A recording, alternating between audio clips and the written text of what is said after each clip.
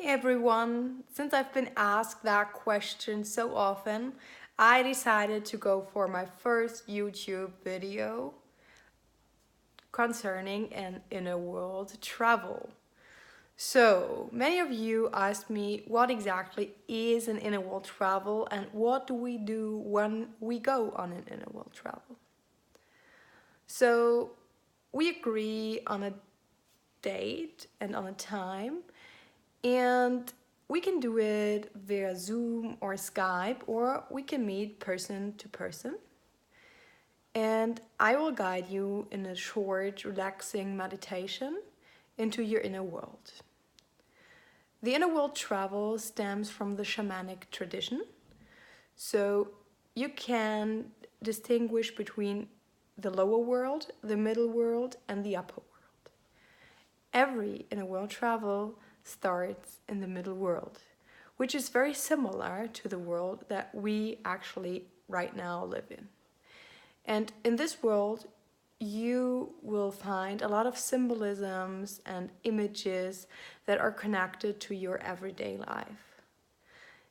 In the middle world, you can find your spirit animal, or you can go looking for your power place.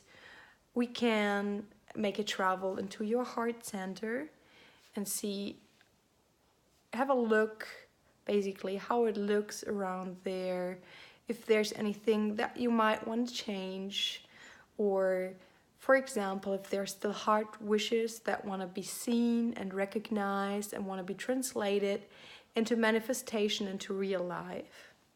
So all of these things we can do in the middle world, and also we can visit your power place, which can be totally different for everybody. So for me as a guide or as a coach, an inner world travel is also always a lot of fun, because an inner world travel is as individual as you are. So I never know where we're going before we're going. So even for me, it's always such a nice adventure to take you. So from there on, we can go to the lower world, which deals with your subconsciousness. So all the things that you do not have on your conscious mind, which are at least 95% of all that you think about, you have in your subconsciousness. And making an inner world travel is a way to connecting to your subconsciousness. So what you need to be aware of is that your subconsciousness is directing most of how you're acting, because you have made in the past some experiences and these are stored in your subconsciousness, and without conscious thought you just access the pattern that is stored in your subconsciousness.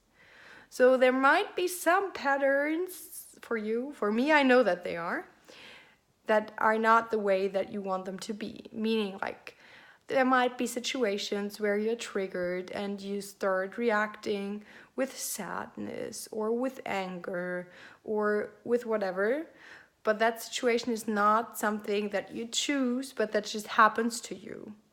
So this does not happen by chance. It happens because you get triggered, because an old stored emotion that you suppressed rises up again.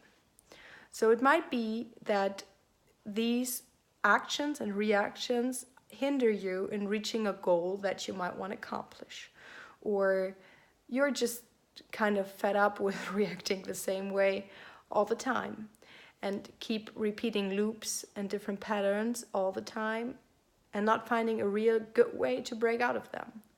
So an inner world travel, especially a process-orientated inner world travel, which leads you directly into your subconsciousness, might help with that, because we can access through this the old story and emotion that is stored inside of your memory and in your subconsciousness. So by accessing it, we can release it and also change the pattern. That's always something that you want to do when you go in a world travel. Discover the pattern and change it, because that way your outer world can change too. I don't know if you know the saying, as the inner world, the outer world, or as below, so above. So this basically fits this bill. So the things that you change inside of yourself, inside of your perception, they will change in the outer world immediately. And it can also work in family systems and organization systems. Whatever problem you might have with a spouse, with your family, with your mom, with your dad, with your sister, maybe also colleagues or friends, they are just mirrors that show us what is still inside of ourselves. So this we can do for an inner-world travel, and also we can travel into the upper world and connect with angels, ascended masters, and all other beings of energy that are connected in the higher realms. Because the upper world is our connection to the divine. So all of these kind of things can also be accessed through an inner world travel.